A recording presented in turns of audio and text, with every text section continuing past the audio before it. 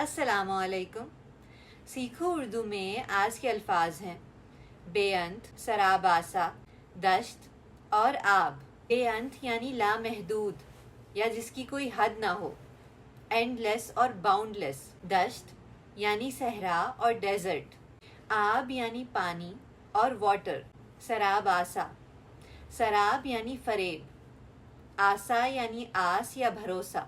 تو سراب آسا کا مطلب ہوا فریب پر بھروسہ کرنا، ٹو ٹرسٹ این illusion۔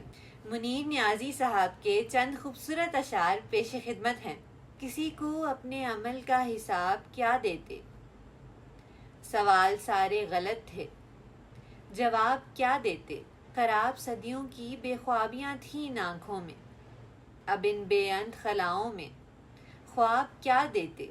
ہوا کی طرح مسافر تھے دلبروں کے دل، انہیں بس ایک ہی گھر کا عذاب کیا دیتے۔